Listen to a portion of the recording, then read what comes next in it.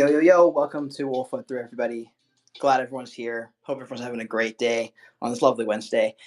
Huge shout out to everybody on stage up here. I see Nix, I see Shaolin, I see Teddy, Scott, Zet, Cosby, Eddie. Eddie, I shot you an invite just now, so when you get it, hop up on stage with me. Really appreciate you guys. Guys, if you haven't already, hit the retweet button on this space. It's pretty much the best way to get the space out there to most people. Twitter Spaces is not great at letting anybody know that spaces are live. So hit the retweet button for me, help me out. But huge shout out to everyone here. We're going to talk about some things that are, some of them are philosophical a little bit on the crypto gaming world, and some of them are a bit technical. One of the things that Zet actually brought up to me, I'm going to shoot you a co-host invite, Zet, is the TON ecosystem, which is pretty big right now. It's like trending all over. And there's a pretty big gaming initiative and gaming activations that are happening in that ecosystem that I'm really curious to hear about. I don't know, Zed, I don't know if you want to open up. I don't know how much you know about TON. I did a little bit of research beforehand, but how much do you know about that world, dude? Would love for you to open up that conversation.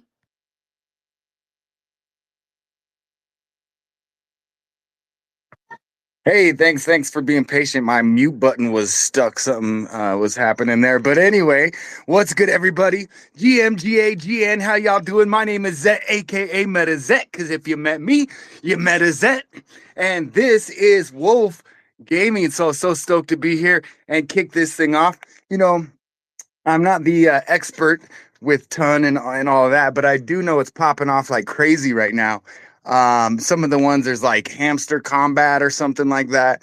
The big thing right now that's going on is Banana, and I don't even think that's like crypto. I don't think you can even earn crypto, but I could be wrong. I'd love to learn about all this, but right now I know this is kind of like the big craze is all these tap games going on. Ton was the first. So yeah, excited to learn about it if anyone does know, and talk about it, what everyone's thoughts are on that kind of gaming style, why everyone's going bonkers for it. But yeah, glad to be here as always. Dude, really appreciate it. Yeah, guys, so for people who don't know, TON stands for the Open Network, and it powers a lot of the Telegram stuff. What I didn't know, and I'm curious to know if people had heard about this before, but it was actually initially created by Telegram, and it was intended to integrate deeply into the app. But then they had a ton of just regulatory challenges, I guess, and the project was just like, you know what, we're just going to evolve and keep doing this independently because Telegram was just trying to get itself a little bit of distance just because of the legal battle with the SEC. You guys know how that goes all the time. But there's a whole lot of stuff like they're basically leveraging the app in a whole lot of very real ways. So they've done a ton of activations. There's millions and millions of users. You guys know that Telegram is huge, especially in other countries like Asia. Like there's an enormous amount of stuff going. So listen, we want to keep this space open format, roundtable style. So we don't really have to do hands. Just really want to have people hop into the conversation, give your thoughts on stuff, jump in. Really curious when anyone has any thoughts. I know Nix, I saw Teddy, I saw Bread throwing up some emojis while I was bringing up Ton. I saw Shaolin. Would love for one of you guys to open it up and get your thoughts on that whole ecosystem. So I'm going to jump in right off the bat, but this is one of the coolest things because, in gaming, we always talk about adoption and mass adoption. And now you're talking about, again, I'm very careful with these metrics because I don't know what's actually real in terms of people because there's no authentication and validation of actual people versus bots. But you're talking about over 1 billion users. You're talking about onboarding millions and having daily active users for like Hamster Combat at 600,000 plus.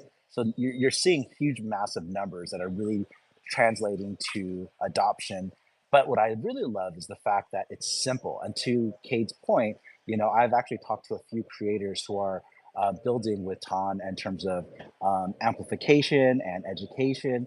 And it's a really phenomenal wave of things because it leans away from what traditionally crypto Twitter is because it's a major platform that's driving like relative utility in terms of people doing social gaming, right? This is how I look at like Farmsville and how I had an impact with Zynga and Facebook, and this is kind of similarly along the same lines because now what you're starting to see is actual gaming studios utilizing this opportunity to see how many of their games can they actually like, I don't know what the right word would be, like transcribing, but basically bringing it on to the actual TON platform in a way that's meaningful because they see the utility, right? And the real value is if they can get and onboard users and get them into the space because it's easy as /wallet to connect and create a wallet. that now you're starting to inform and educate people about something related to blockchain in a meaningful and impactful way. So for me, working with DLab Games, it's something that we're exploring. But what I also love is the fact that this is a great highway to additional, utility, additional games that people have that are building in parallel. So there's a lot to be had, a lot to be done, and again, the numbers are there. So it's about everyone's ability to utilize that attention and really create something that I believe can be sustainable. Because that's the hardest part about this space. Isn't about the acquisition, in my opinion, especially how easy it is. Where you can just click on play, again, create your own wallet and connect and tap away. But really, it's about retention, and retention is going to be everything in terms of where we go in this space.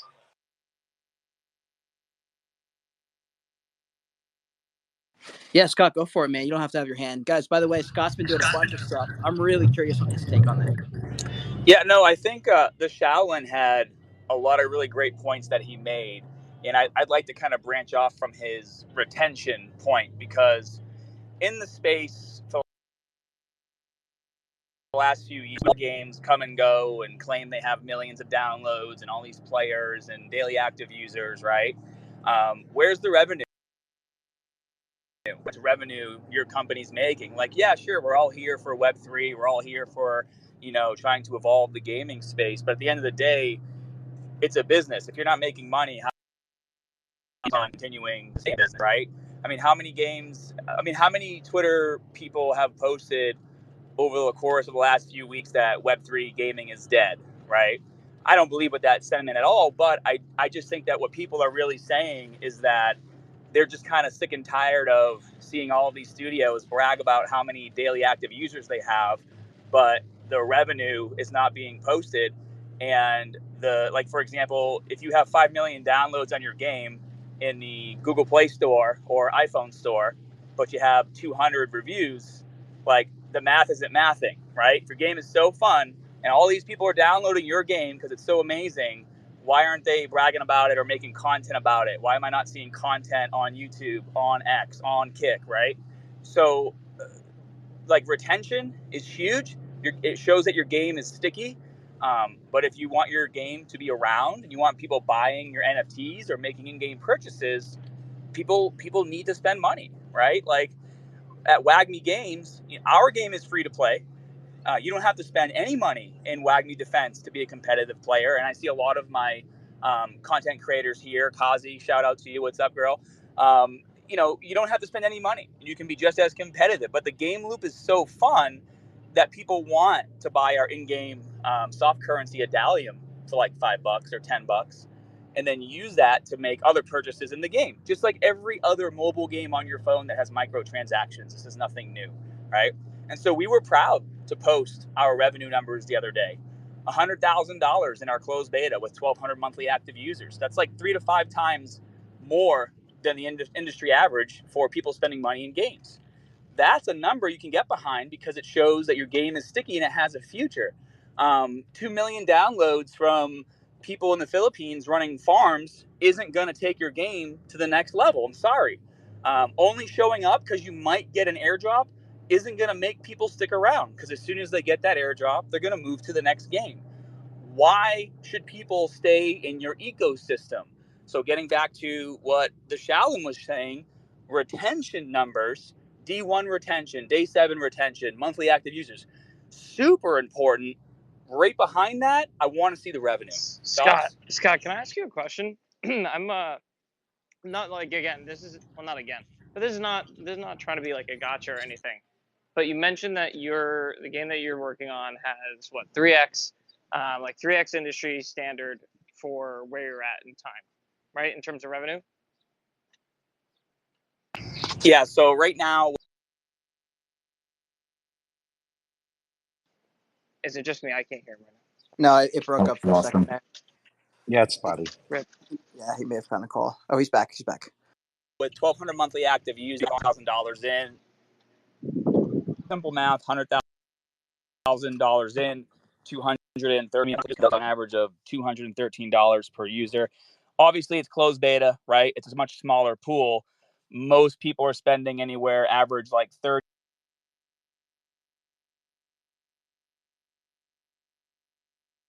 Dang, I actually want to hear this. Yeah, I know, Scott. It's breaking up a little bit. It could be a Wi-Fi / connection issue, but we're hearing like every 12th word. If you wanna drop down, I can bring you right Well, back up. so I'll just state like what my question was anyway, right? So like, if you're selling within crypto, like if you're selling a game within crypto and trying to remark on revenue numbers and stuff like that, one of the things that like is coming to mind is, frankly, if you're selling to crypto natives primarily on Twitter, you're probably selling to the wrong audience, because culturally, we're basically not going to buy anything that we don't think is going to help us make more money. So like if he's earning 3x revenue, I think, or 3x what you'd expect revenue wise per user, that's great. Like those are great numbers. I want to know if that's just like he nailed the marketing and hit a particularly high spending group of users. And I know it's in beta, so it's like probably some level of invite.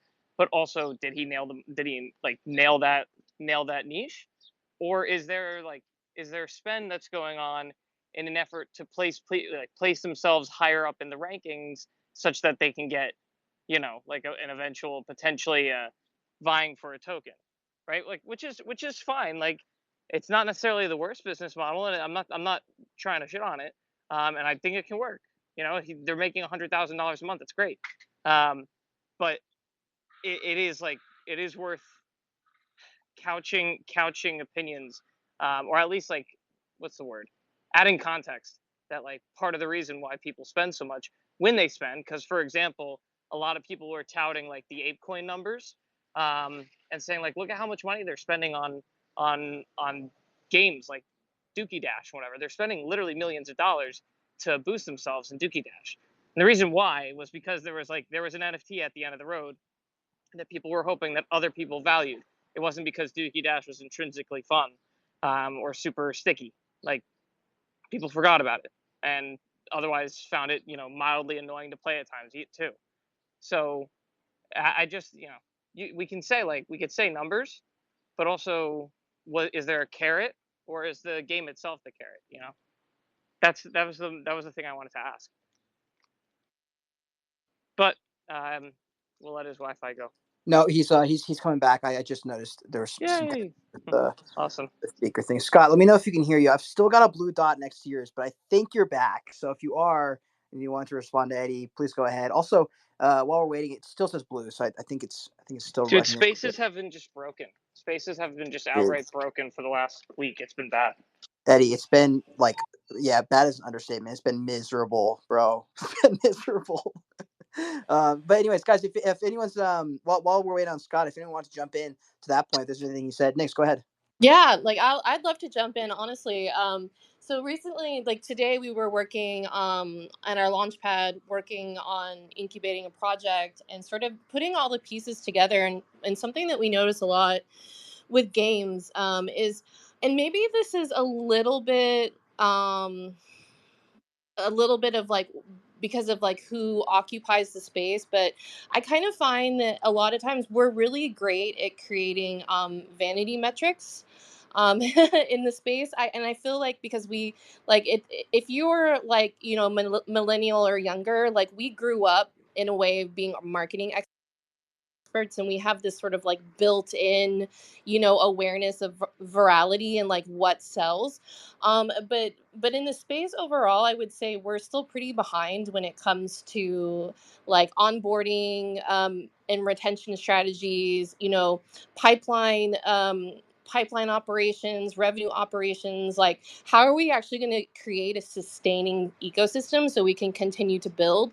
So, and that is a very common problem with projects that roll up into our launchpad is a lot of times all of the areas that sort of create this like, and I can't think of a better word other than this orchestration effort that creates like this self-sustaining model in a way where at some point you can just let it go and the players themselves run the ecosystem with their user generated content, and streaming and really playing into the ecosystem, and at that point we sort of builders become more responsive, I think, to the ecosystem. But I would say I see Scott's hands up, so I want to give him back the floor since this was like originally his question. But yeah, I love that where this conversation was going with what Shalyn brought up, and then Scott and Bread. So love it. I'm gonna step down, let Scott have the floor back.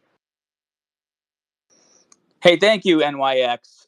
Sorry about that, guys. My phone kept trying to connect to the Wi-Fi, like cameras in my car, and all hell ensued. But I did hear what you said, Eddie, so I can speak to you. Don't have to repeat yourself. Thank God. Okay. Yeah.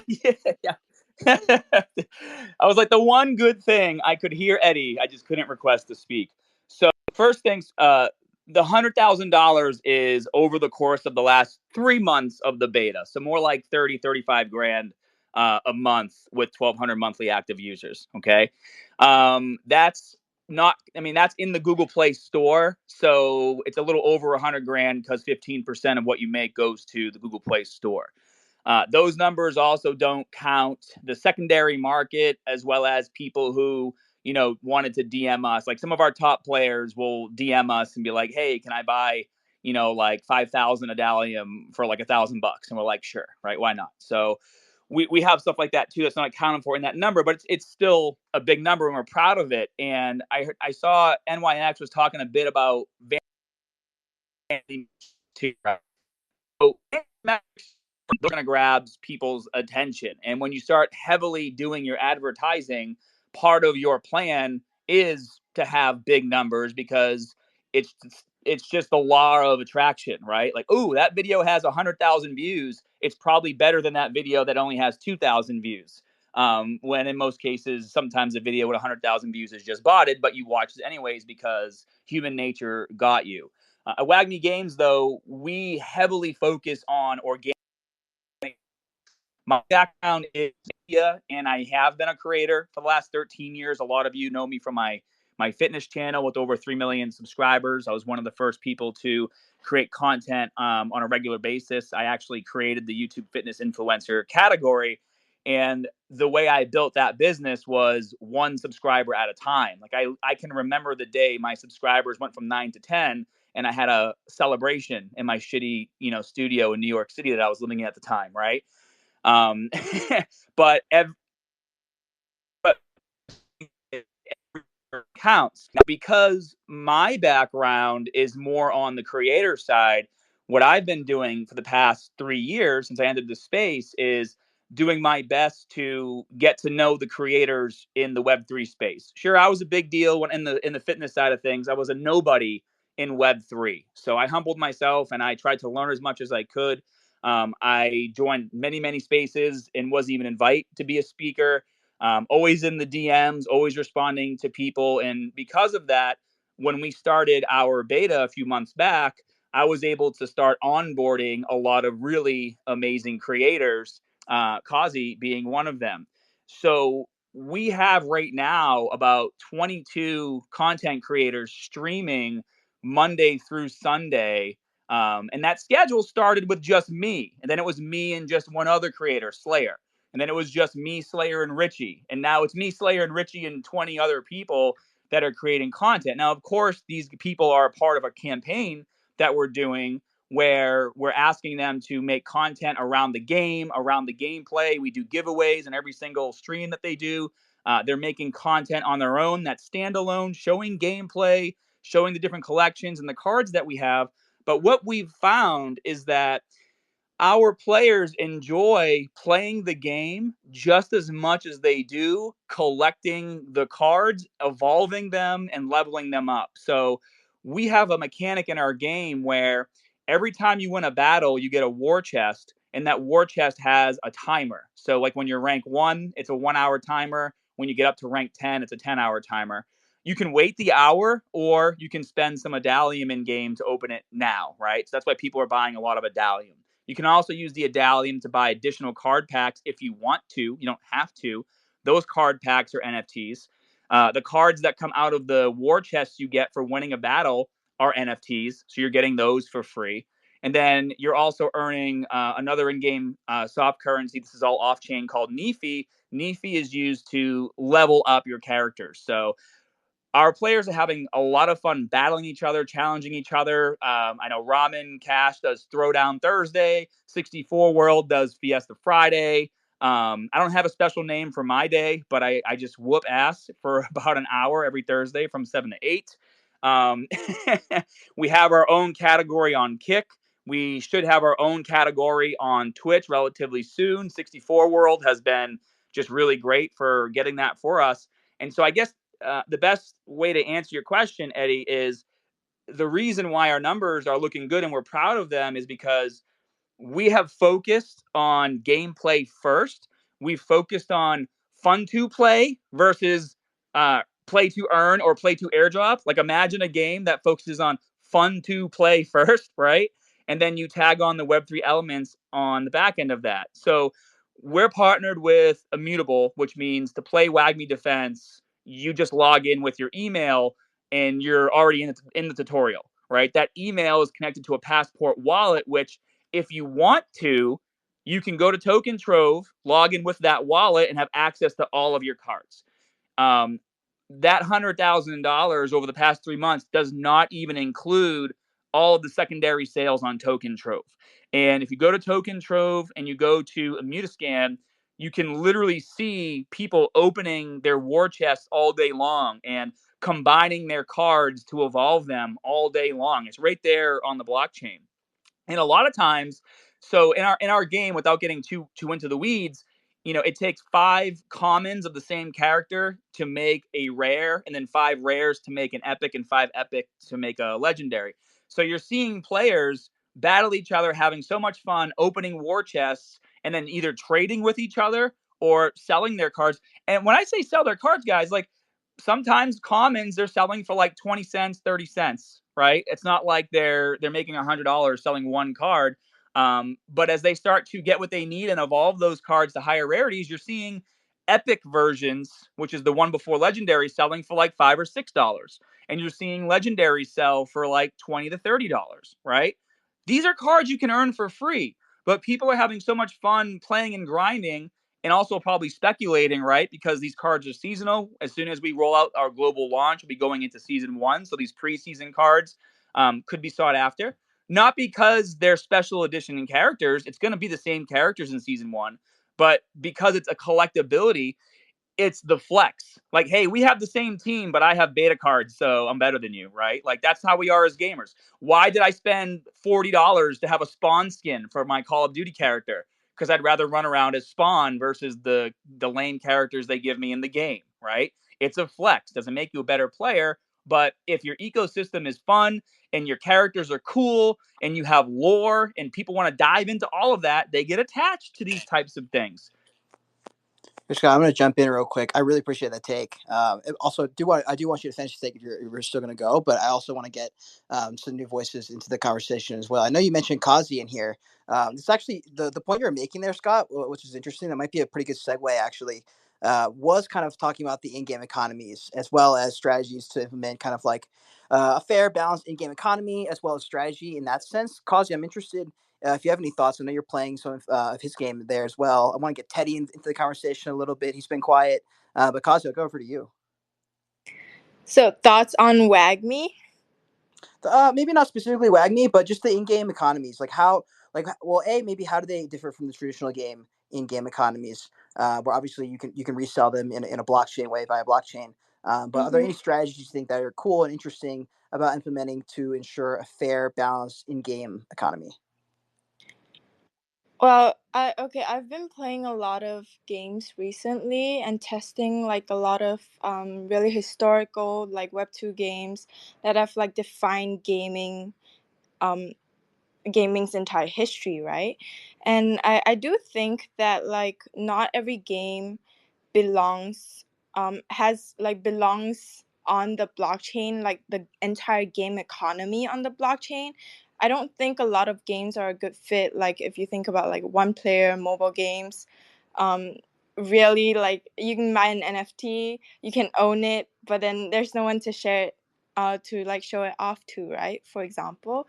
And I do think that, like, you know, for MMOs, for example, if you have like an in-game currency that's just printed in your ecosystem and it's like PvE and the sinks are not good enough, you're creating like this like really inflationary price where so many people are just going to get priced out from playing your game. So I feel like in certain things we don't really need blockchain as like the foundation of games. And you know, it's so easy for us to get caught up in everything because like it's a new industry, it's a hot keyword, it's easy to raise money. But I do think that the one huge strength of blockchain is that you can use it for payments and everything is on chain, and that's so beautiful. Like, imagine now you no longer have like your middleman taking a slice of your bread every single time someone makes an in-app purchase. I think that that's really beautiful, and every game should, you know, aim to have that in their game. It's going to be a really long journey, but yeah, I do think that we have a lot of benefits to give. And even with like governance tokens, that could be like a really nice way to implement it if the law permits. These are some of my thoughts. Awesome. Love the thoughts there, Kazi. Really appreciate the take. Teddy, maybe same question to you, or if there's any other direction you want to take it. Over to you. Going on, people. Kazi, thank you for touching base. Yo, I just want to, go off something Scott was talking about with his game and how they have it with all the items, the loot, stuff like that. One of the cool things about having an economy where players can get richer than others, or they can have rare items, or there's different types of loot and different values of all of them, is really cool, because when people are making content, it gives people that opportunity to want to see things that they are then going to unlock. How many people, or how many of us actually sometimes watch Twitch streams or YouTube videos of someone else playing a game before we hop on with our friends? I mean, sometimes I'd get home and I would be watching streams, and then by the time I'm done watching, I'm like, and I'm too tired to even play video games myself. Maybe I'm getting old, but that does happen sometimes. One of the things I want to mention, aside from the just economy in game, is the viewership pool, the economy of people that are going to be watching your content. I would love for sort of more Web3 games to focus on exactly what that viewership pool is and how they can use, whether it's items in game or their economies and the way that the game is played, or all the crazy things you can have in game. You know, give creators an opportunity to be able to increase the viewership pool, and so that the economy in itself isn't just based off of in-game items and coins and all these other things, but it's, you know, there's like an overlap between creator economy, viewer economy, and then the in-game economy, and how these are all tied together in like native Web 2 games is pretty interesting. And I've seen the evolution of that in like FIFA, RuneScape, one of the earliest ones. And yeah, we're slowly starting to see some progress in Web 3. And yeah, just love what Scott and Causey had to say.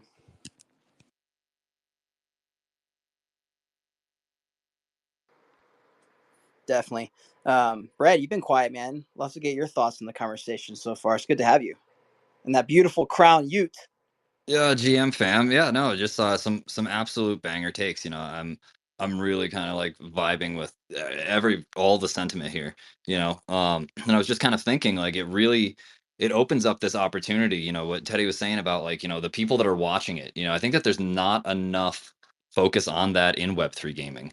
You know, I mean, everyone's focusing right now on like music, you know, and potentially music NFTs being the next thing because of that direct to fan engagement, and like they get special drops and things like that. You know, well, it's like, well, if you're sub to your favorite streamer, you know, and you have like a connection with him on chain, you know, you're whitelisted and now you can get airdropped the skin that he won in, or you all win a thing based on that person's performance, you know, and then kind of gamifying that, I think a little bit more would be something really interesting to see. And I'm not aware of any games that are currently doing that. And so, I mean, I know there's a lot more knowledgeable gamers here than I am. So if there's any, you know, anybody, project teams doing that, I think I'd love to check it out.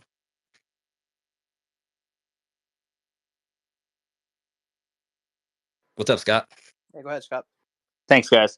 So I wanted to kind of touch a bit on something that Kazi was saying, because I don't think we should fully single out single player games. I think there are some games, I'm pretty sure Kazi would agree with me too. There are some games that it does make sense to still have asset ownership, even if it's a single player game. In fact, I've been playing Dokkan Battle for 8 years. I talk about it a lot in spaces. I'm sure people in here have heard me talk about it. It's a Dragon Ball Z game, and I built a YouTube channel around that game.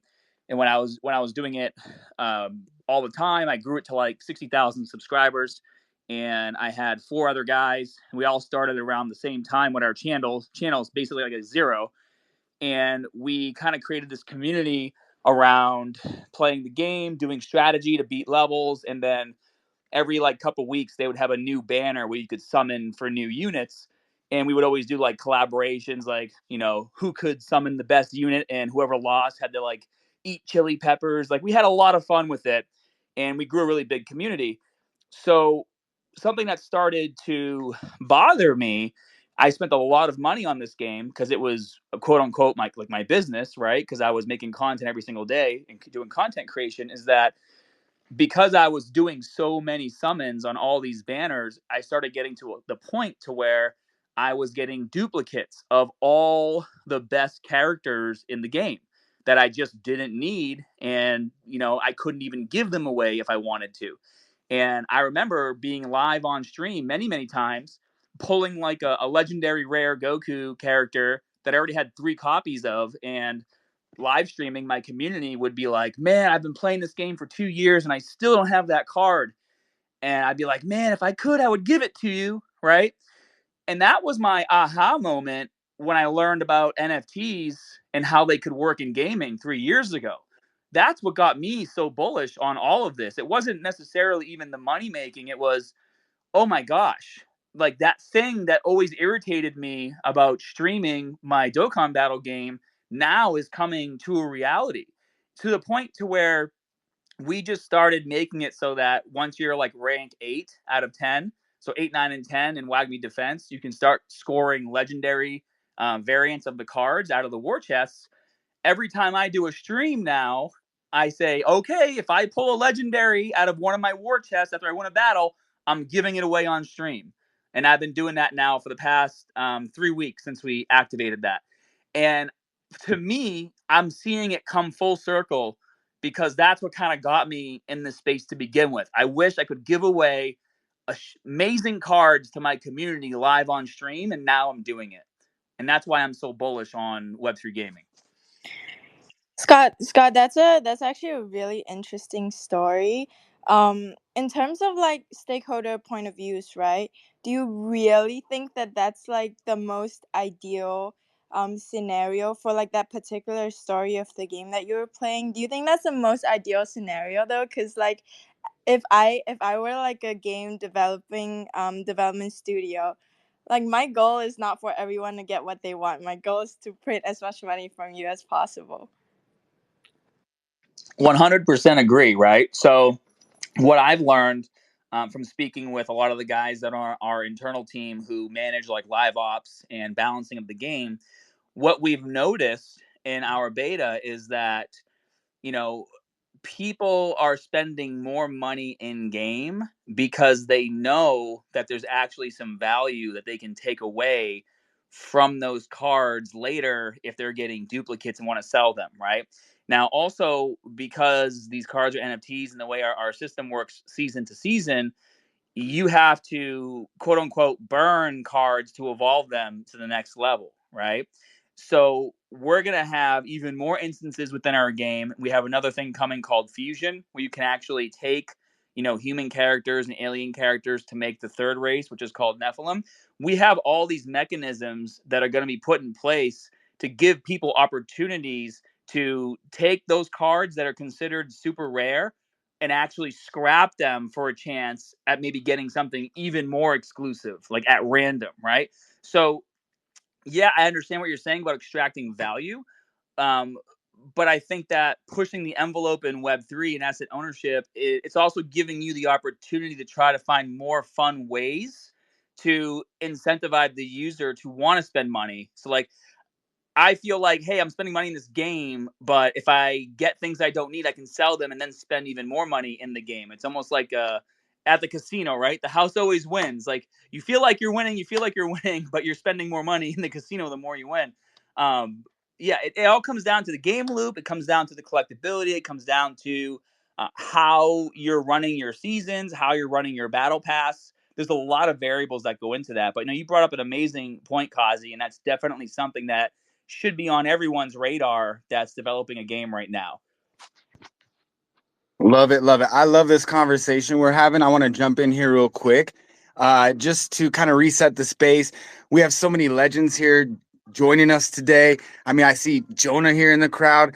Single-handedly set this space on fire last week. But I'm here for it. I love it because that's what we need, and really sparking and igniting such great conversation. We were talking about it last week. But I wanted to reset the space quickly. If you can, if you're new, please repost the space, pop that bottom bubble on the bottom right there, and get the word out there. We got Hantao up on stage. Speaking of legends, I'll throw it over to you in a minute. But one thing I wanted to throw out there, I pinned one of Eddie's posts. It was actually a meme from Bandit to the top because it's hilarious. But I also pinned another post from Eddie up top, talking about gaming, because I heard like last week or so that DGens in this space, their only vertical is money. My vertical is fun. I think that's why they keep me around here, because I'm kind of loud and obnoxious. But for me, I kind of consider fun as my vertical. And we all know that with gaming, fun is one of the most important elements, and maybe one of the harder metrics to quantify besides maybe retention. But I want to know, what is the game that you are enjoying the most right now? What are you having the most fun playing right now? And I'll go ahead and throw it. You want to know something Yes. funny, by the way? That specific tweet this morning almost got me blocked by Jonah would know actually when he hears this. There's a specific gaming, not creator, business leader who I engage with sometimes, and he likes to like shit on me sometimes for fun. And he was like, "I think I'm gonna block you over this one." Over that? Yes. That? Oh man. Yeah, and I was Struck like, a nerve. no, but I told him, I was like, look, I would classify you as fun. Like fun for me is just entertaining in any sense, right? Just catches some level of hyper entertainment. Like I find getting yelled at by certain people fun because it's entertaining. Like I don't care. But like if something exceeds to a problem stance, it's like, all right, it's no longer fun. It's just it's in drama, and drama can be boring. So there's a healthy medium, right? And the reason why I was thinking of that, it wasn't explicitly like gaming. It was, I don't know, that for me, I have friends that work in finance, and some of the biggest deals in finance are facilitated by people that are really good at hammering down 30 beers in a night. You know what I mean? Like the it's weird, right? And but also like, from the content creator side, the biggest content creators are the ones that people find the most fun to follow. Whether that's fun because they're just like super engaging and colorful or whatever, or they're fun because they're just constantly getting involved in crazy, crazy battles. Like literally yesterday we had, it was remarkably fun, and because it was like high stakes financial and political drama with the Trump coin, right? So it's like fun comes in lots of shapes and sizes. And that's that's why I put out that tweet. It's just like fun runs all industries, in my opinion. But we'll see. But obviously, that's not to discount the nerds, of which I am. I'm in law school. I'm definitely not like shitting on anyone for being a nerd. So like, not to discount the nerds, the very critical pieces of infrastructure, and we need to have things that like actually run to be entertaining. But still, point being, entertainment wins.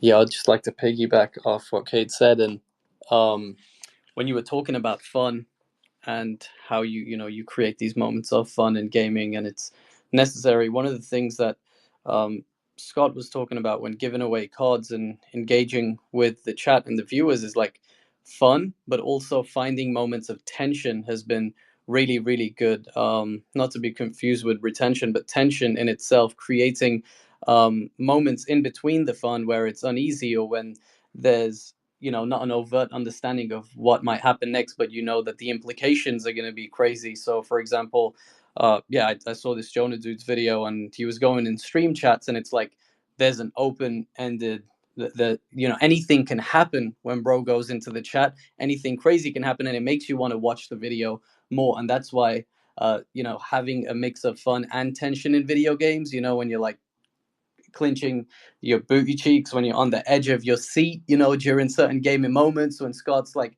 I'm going to give away the card, that everyone's there going crazy, thinking, okay, between that moment of fun, there's this great moment of tension. It's almost like having the carrot on the stick, we call it as content creators.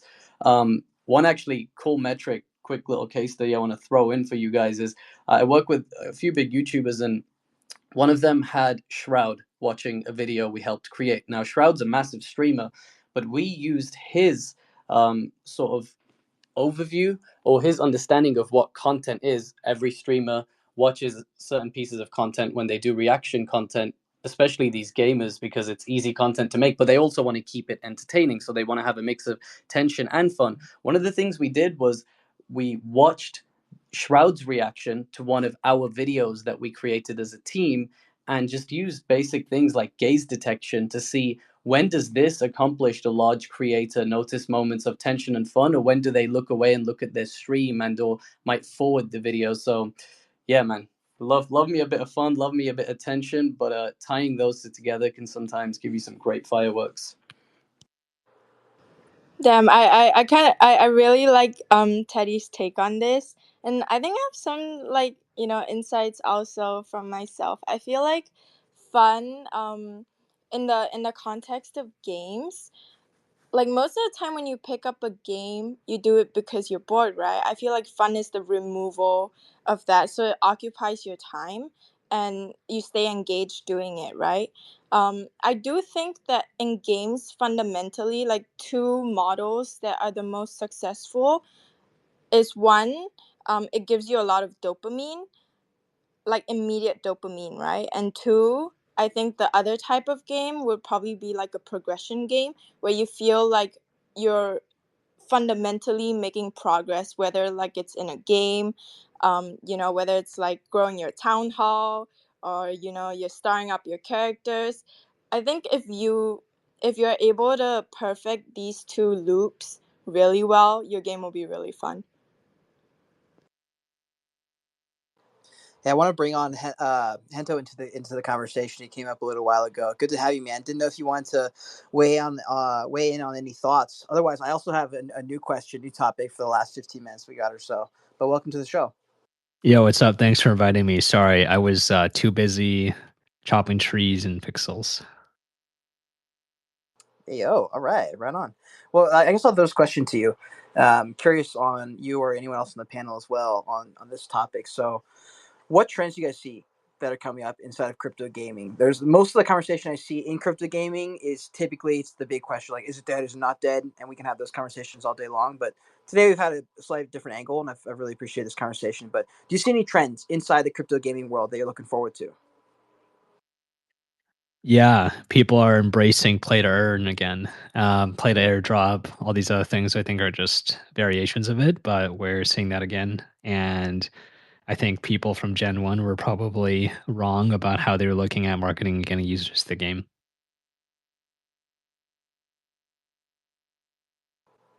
Zed, you have any thoughts on that, bro?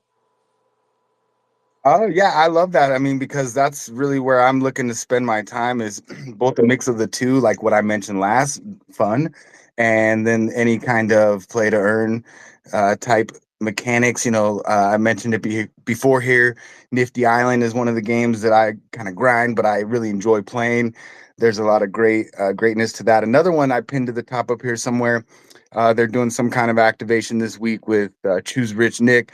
But the Mystery Society, I have a lot of fun playing that one too. It's kind of a different spin on almost like a Clue meets Among Us. But yeah, I think that's a really great take. I mean, I think that's especially when people start to see some benefits coming from these play to earn airdrops, like if Nifty Island ends up being pretty successful, or something like that ends up hitting for people who spend their time and then they've both enjoyed it and they want to stick around.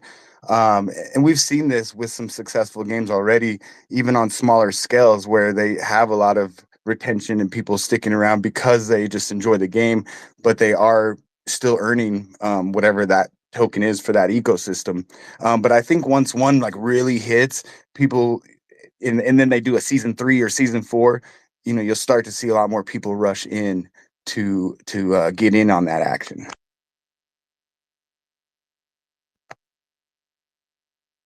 Nix, you don't have to hold your hand up. Go ahead. Oh, sorry, habit, grade school habit, guys. I love everything that Zet just said.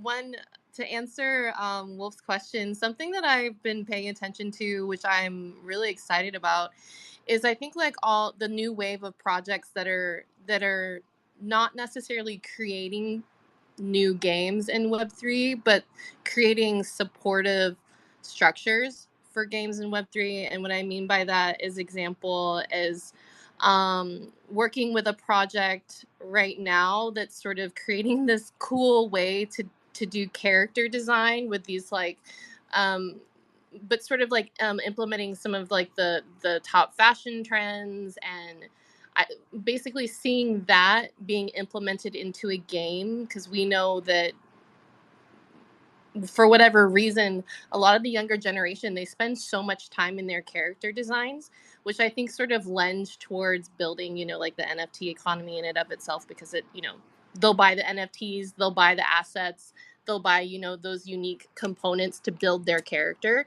So it's really cool to see that. It's cool to see that people are creating specific AI elements, or just sort of like upgrading the potential for like NPC players in a game. So it's cool to see that people are sort of taking these gameplay mechanics so that they can be implemented into other games that are launching in the Web3 space, and just sort of like taking that space forward together. Another really cool one that I recently spoke to their team is they've created some sort of way to like be like a gameplay like platform builder, where they sort of figured out how you could like utilize no code game building.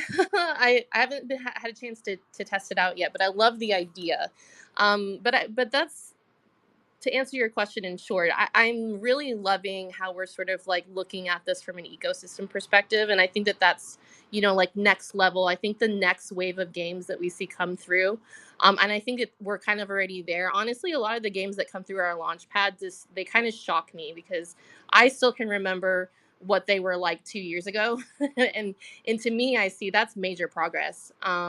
Major progress. But I am really excited for the following wave of games to sort of implement like all of these new things that people are, offering Web3 gaming all together.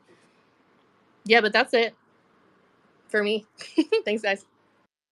I'm kind of curious. What do you guys think is going to happen when the wave comes back and we start to see the big companies coming back into crypto? We just saw the celebrity meta. Like I don't know if it's wrapped up. It feels like it's a little bit wrapped up. The momentum has slowed down a little bit, but that can also change on the flip of a dime. And then we saw the Corn Star meta for like 3 days. Thank God that was out of here as fast as possible. Yeah, go ahead, Nix. Sorry, I'm jumping in this one again because I love this question so much. What I think that a lot of us aren't really like thinking about today when it comes to building our Web3 gaming ecosystem is a lot of the components, like building on what I just brought up. A lot of these components are going to like piggyback into, AR, VR, metaverses, like helping people doing work training, for instance, like to use gamified mechanics in a way where you could actually recreate something in like an educational platform, for instance, where people can have more of like a hands-on learning experience. Like those are game mechanics that people are utilizing to get those things done. So for instance, if the 4-year cycle is a legit thing, and the next bull run is hypothetically 2029, I think we're going to see a lot of that. for that bull cycle. We're going to see, I think, a lot of these really creative elements that a lot of us are creating separately sort of create these like integrated hybrid narratives. And I just think we're going to see some amazing stuff, to be honest. But I'd love to, I'll step down on that thought and see if anybody else has anything to add. Wait, did you just say the next bull run is in 2029? I am not a seasoned trader, but that is like, if you ask any of the KOLs that I follow, they're really big on their quote unquote historical data, and It's so the same. they're like the next bull run. So the next one is 2025, and then the next one 2029. Wait, what happened to this one? It's these same KOLs. I, These same KOLs. it's not this year. Well, I don't know which KOLs you run with, but they, this year they're like, no, this year is the slow year. It's next year. Guys, Yeah, it's been nice knowing all of you. This will be my final space. I'll be checking out till 2029. See you all later. Yeah, I was Go gonna ahead, say Kevin. which bull run is gonna help my NFT flow come back up because my shit's in the dumps from last bull run, baby. Do I gotta wait till 2029 or 2025, Nick, for No, my NFT bags to come back? 2025, you guys. Next year. Stay around. Where are you going? Sheesh. All right. Dang, bro. Eddie, you have any thoughts on this conversation so far? What are you thinking? I mean, I don't know. I don't know about like time. I don't know about timing bull runs or whatever. Although, God, man, I would love to see some NFT play again. It's actually been a little bit frustrating to watch the meme coins kind of like I don't have anything against meme coins. I just have a little bit of sadness that it has been explicitly meme coins, which have dominated all forms of basically like the entire market. There's been like a layer of cynicism that's kind of plagued a lot of the culture at the moment, where it's like, everything is going to go to zero. So like, why is anyone even betting on any games or businesses or projects or whatever? It's all just going to go to zero. So what's the purpose? And it's like, I don't really love that attitude. I think it's a little weak sauce, if you ask me. And I think it's a little defeatist. But like, it is the reality. So that's why you see things like meme coins dominating across the board and nothing else picking up any traction. But I mean, like, I'm not ultimately a negative person, because I also like, when you look at retail, right? Like everyone's like, oh, we gotta onboard the normies, right? We gotta onboard the normies into crypto. The first thing that literally every normie, if you want to call them that, like the first thing that anyone that comes into retail or whatever and wants to buy off Coinbase, sure, they'll like buy the top two or buy a little bit of the top one, but then they'll look down, right? They'll look into like the third and the fourth list, and then they'll start comparing, and they're like, well, this one looks good or this one looks good, and then they'll be like, all right, well, why should I bet on this, right? And then they'll start to form a thesis on why they think like XRP is the premier banking coin. And people start, they actually care about businesses. Like you're going to be hard pressed to convince someone that's never traded shitcoins before to buy a shitcoin. They might like, on the top ones, if it's like that funny with Whiff, oh, the dog has a hat, or everyone's just buying the Dogecoin, right? Sure, like that is an onboarding route. But for many, you do actually have to have like some kind of business or whatever to bet on. So I do think, I do think the concept of betting on businesses will come back around, or at least come back to being relatively in vogue, even though it currently isn't. And I think, I don't know if like trying to time runs is the best move. You can try if you are really, really good at timing markets, and that's a great way to play, but most people aren't. So unless you are like keenly aware of your excellent ability to time a market, just do something good, and hopefully the market comes to you eventually, which is what happened with Parallel, by the way. Like Parallel started running basically at the very beginning of a bull, if not at like the latter half of a bear, right? So like you can actually build something that runs regardless of the timing of the cycle. So at least in my opinion. Yeah, and so any thoughts on either that topic or the original one, which is more along the lines of like when the institutional companies come back into the crypto wave once there's a big trend up. Which, by the way, You know, this week that happens this week. Like the ETF is probably going. The ETF oh, probably happens this week. If not this week, it happens probably within the next 2 weeks. There's just been like way too many signs. There's some more of that KOL advice for y'all. Not advice, but likely. Like it's probably gonna happen. dang. I've also heard from sources that it's likely going to be this week. Not Eddie's sources, but different sources. So, my opinion in regards to institutional people coming back in, I think regardless of the market, it'll happen anyways. Like over the last weekend, I actually met a friend who I've known for probably like 8 years. He used to work at Twitch and he just plays TFT and he plays like some Web2 games. I actually didn't know, but he does Solana shitcoins, and he makes quite a lot of money just aping and shit. And he's like anon on Twitter. He doesn't really post his wins and things like that. But Ansem is definitely not the best trader after seeing his portfolio. But like he doesn't even talk about Web3. He's just like, yeah, crypto's probably a scam, but I'm really good at topping or timing these shitcoins. So there are people who are from Web2 already in this space doing their thing. And that's irregardless of the market. So there's always going to be opportunities. And I don't really think just like, hey, if there's a bull run, there's going to be an insane amount of people coming back in because those people are going to leave anyways. Dude, it's anecdotal, but like after the Martin Shkreli space, I got texts from people that I go to school with, and they're like, "What were you doing on a space with Martin Shkreli?" Like, they actually, you'd be surprised.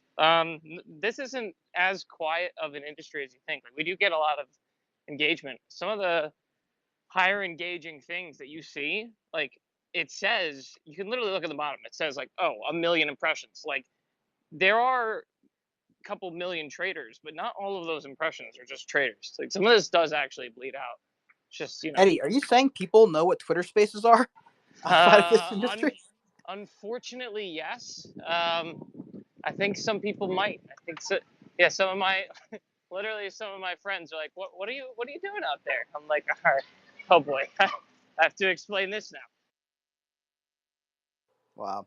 Listen, guys, we got about like 1 or 2 minutes left in this space. I want to fit one last take in with Brad. He brings in a pretty interesting take. He's worked with some big companies like Pepsi. Curious on your takes on this one, and we'll wrap it up after you.